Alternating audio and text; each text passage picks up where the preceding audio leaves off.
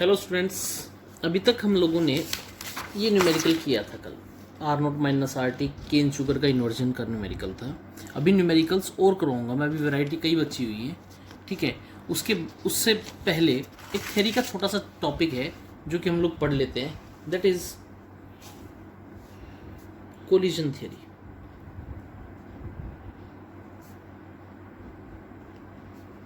देखो क्या कहती है कोलिजन थ्योरी। बहुत आसान आसान पॉइंट्स हैं, समझ लो इसको क्या है। क्या कहते हैं, अगर कोई रिएक्टेंट्स प्रोडक्ट के अंदर कन्वर्ट हो तो कोलिजन थ्योरी के हिसाब से इंटरप्रेट उसने ऐसे किया कि रिएक्टेंट्स के बीच में कोई कोलिजन्स हुए होंगे, अपने आपस में आकर के स्ट्राइक किया होगा, फिर प्रोडक्ट्स बने होंगे। अब बेटा कोलिजन अगर हो रहा है तो इसका मतलब अगर पार्टिकल्स की काइनेटिक एनर्जी ज़्यादा तो एक दूसरे से ज़्यादा कोलाइड करेंगे, और जितना ज़्यादा कोलिजन होगा, ये ज़रूरी नहीं कि जितना ज़्यादा कोलिजन हो रिएक्टेंट उतना ही ज़्यादा प्रोडक्ट के अंदर कन्वर्ट करे।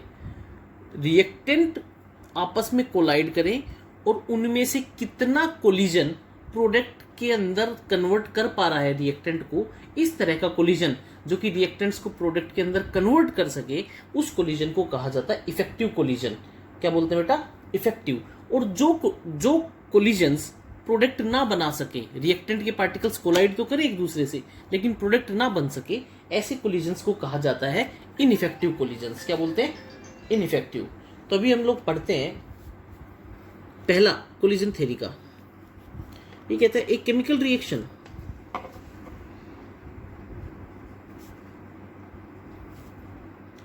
Takes place due to collision among reactant molecules.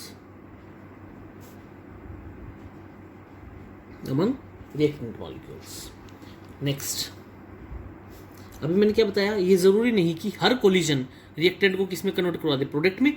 तो क्या लिखते हैं? All collisions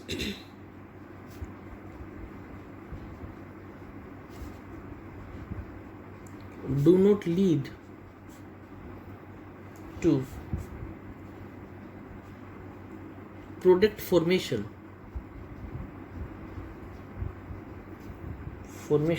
but the collisions which results in formation of products are called effective collisions.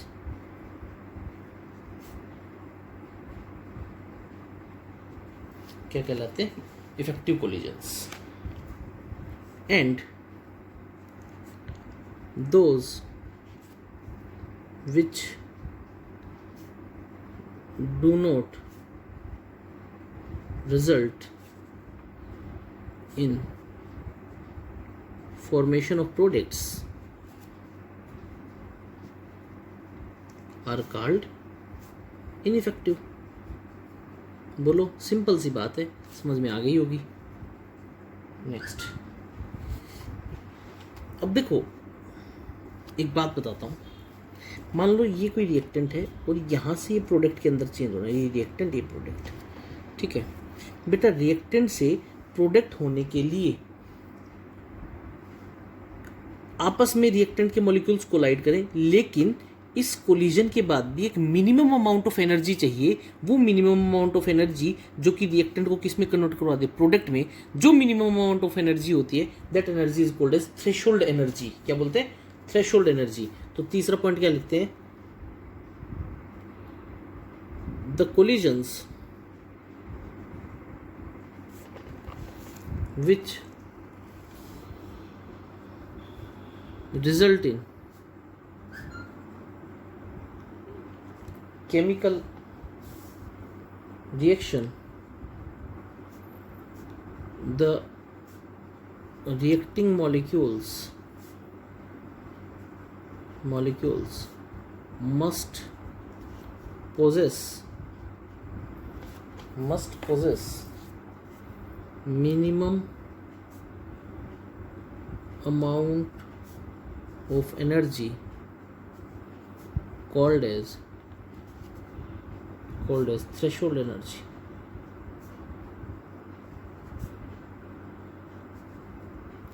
Threshold energy. ठीक है बेटा, नेक्स्ट अब सुनो, मैं कहता हूँ ग्राफिकल रिप्रेजेंटेशन करता हूँ। ये है एनर्जी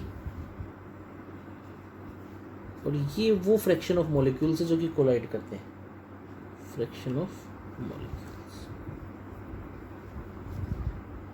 ठीक है, मैं कहता हूँ कुछ ऐसा शुरू,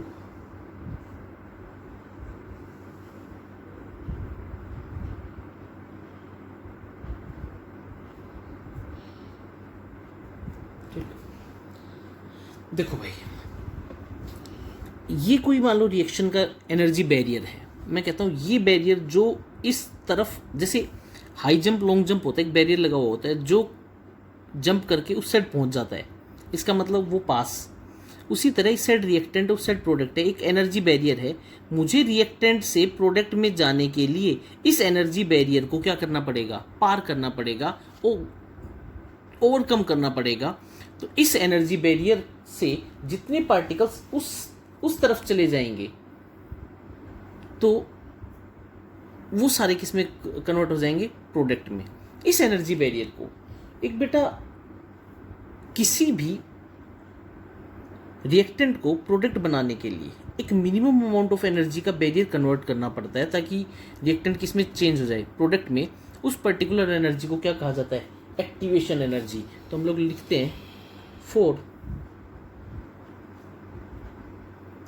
each reaction there is barrier which has to be overcome, और बेटा हम लोग क्या कहते हैं, the minimum amount of energy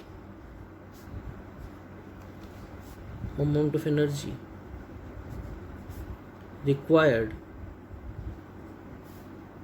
by reactant molecule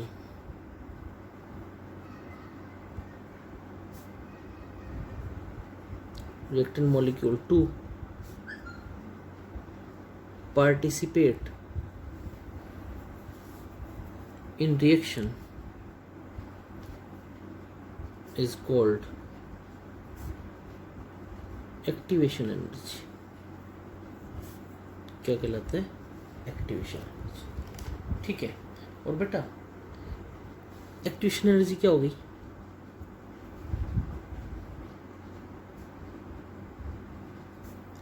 अभी हम लोगों ने पढ़ा था मिनिमम ऑफ एनर्जी जो कि कोलिजन्स के लिए चाहिए, और फिर कोलिजन्स एक दूसरे से टकराएं तो क्या बना दिया करता, प्रोडक्ट। उस एनर्जी का नाम क्या था, threshold.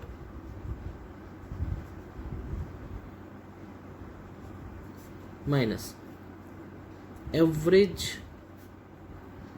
Kinetic energy of reacting molecules. ठीक है, देखो बेटा मैं अब बहुत आसानी से समझाता हूँ। एक्टिवेशन एनर्जी है ना, वो मिनिमम अमाउंट ऑफ एनर्जी, या एक्टिवेशन एनर्जी वो एक्सेस एनर्जी जो कि रिएक्टिंग मॉलिक्यूल्स को अटेन करनी पड़ेगी ताकि थ्रेशोल्ड एनर्जी को ओवरकम कर सकें। तो क्या होता है, the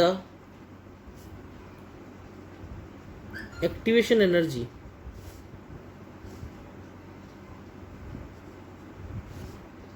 is excess energy that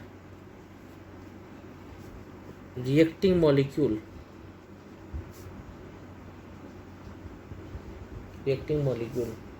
acquire to attain threshold energy.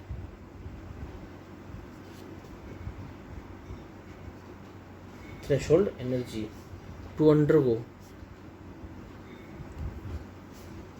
Chemical change, undergo chemical change. लो देखो अभी ग्राफ से समझाता हूँ।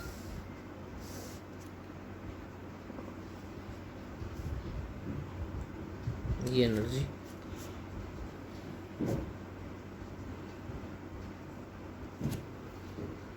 देखो भैया आप लोगों के सामने ग्राफ है, ठीक है।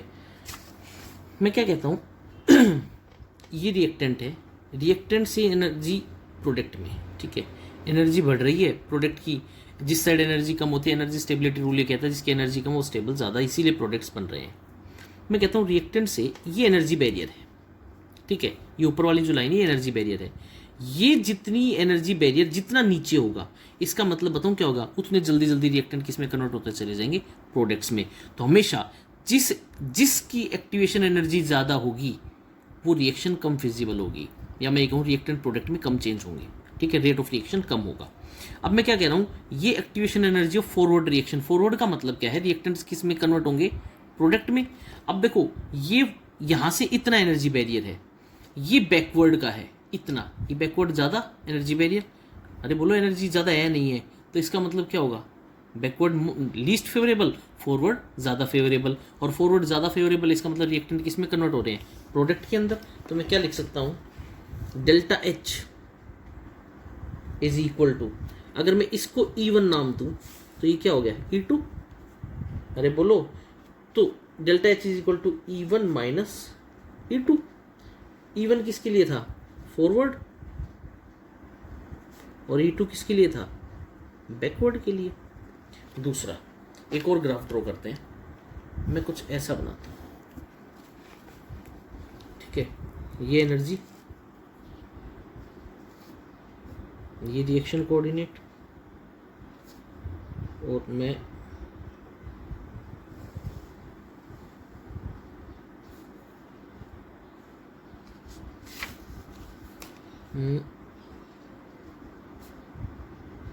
ये क्या हो गया, एनर्जी बैरियर या थ्रेशोल्ड एनर्जी, ठीक है। अब देखो अगर मैं इसको E1 कह रहा हूं और इसको क्या कह रहा हूं, E2, तो अब देखना क्या जो डेल्टा एच है वो भी क्या होगा, E1 माइनस E2।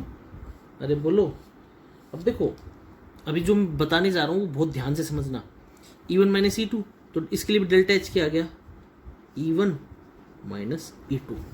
अब देखना जी, ऊपर वाले के लिए, ऊपर वाली ये ग्राफ नंबर 1, ये ग्राफ नंबर 2, ठीक है।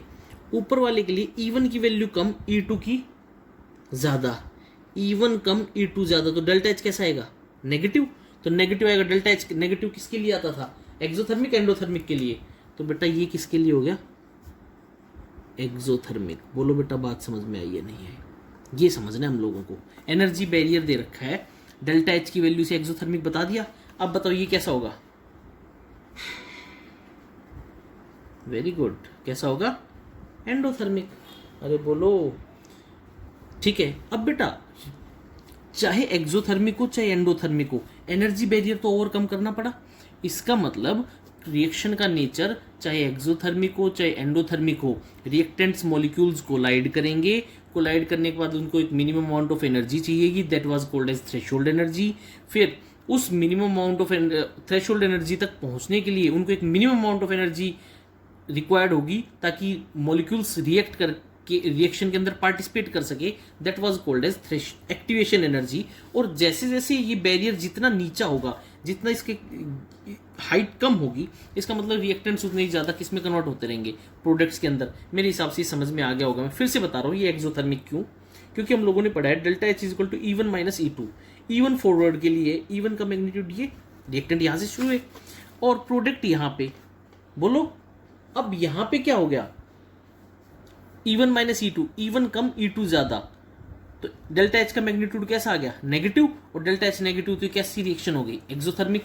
यहाँ पे डेल्टा एच कैसा आया, पॉजिटिव, तो डेल्टा एच क्या हो गया, एंडोथर्मिक। बोलो बेटा बात समझ में आई या नहीं है। अब मैं कुछ लिखा रहा हूँ, ये साथ साथ लिखना है। हम लोग क्या कहते हैं, each chemical reaction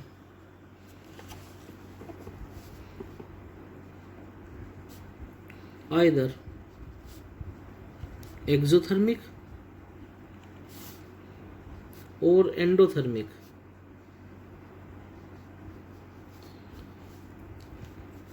there is energy barrier which has to be overcome, which has to be overcome, and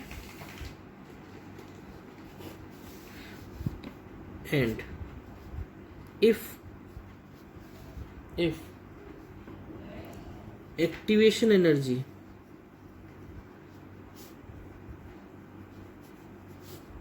for a reaction is low, then effective collisions will be large. यही तो मैंने बताया, effective collision will be large, ठीक है। And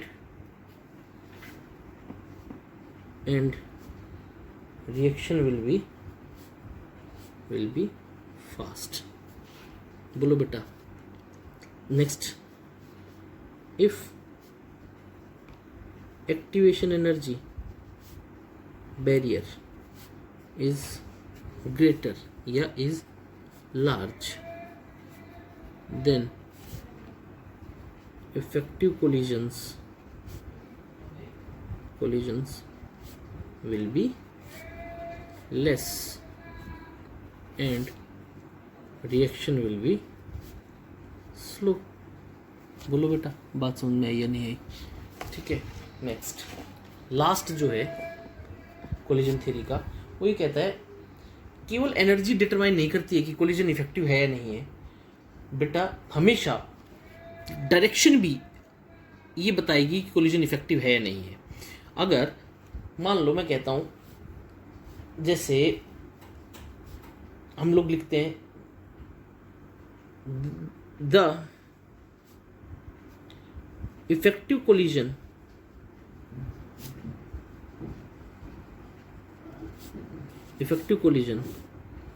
also depends on orientation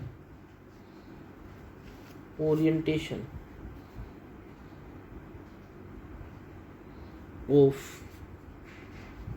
the reactant molecules। लो मैं समझाता हूँ कैसे। मान लो ये रिएक्टेंट है, ये दो रिएक्टेंट के मॉलिक्यूल्स हैं, ठीक है।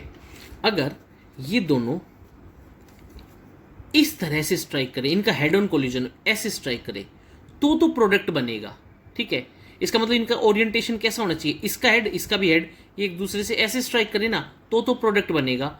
अगर मान लो ये एक रिएक्टेंट है, ये दूसरा रिएक्टेंट का मॉलिक्यूल है, अब स्ट्राइक तो ये भी हो रहे हैं, ये देखो ऐसे स्ट्राइक होना तो ये भी है, लेकिन इसका हेड किधर गया, इधर। इनकी ओरिएंटेशन अलग अलग हो गई, तो ओरिएंटेशन अलग अलग, तो अब कोलिजन इफेक्टिव ना रह करके कैसा बन गया, इनइफेक्टिव। और इनइफेक्टिव कोलिजन कभी भी रिजल्ट किस में नहीं करता था, प्रोडक्ट फॉर्मेशन में। तो अभी मैं एक एग्जांपल बताता हूं। For reactant molecules there should be proper orientation, there should be proper orientation. मान लो मैं कहता हूं ये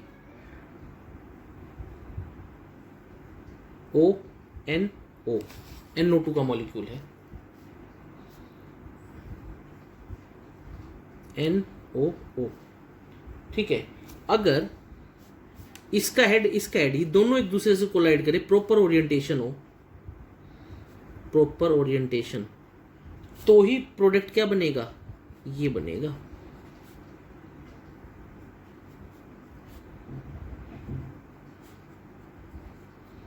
बोलो बेटा बात समझ में आई या नहीं आई? अगर इम्प्रॉपर होगा तो नहीं बनेगा। ये प्रॉपर ओरिएंटेशन है तो बताओ बॉन्ड फॉर्मेशन टेक्स प्लेस। अगर मान लो कुछ ऐसा हो, जैसे मान लो मैं कहूँ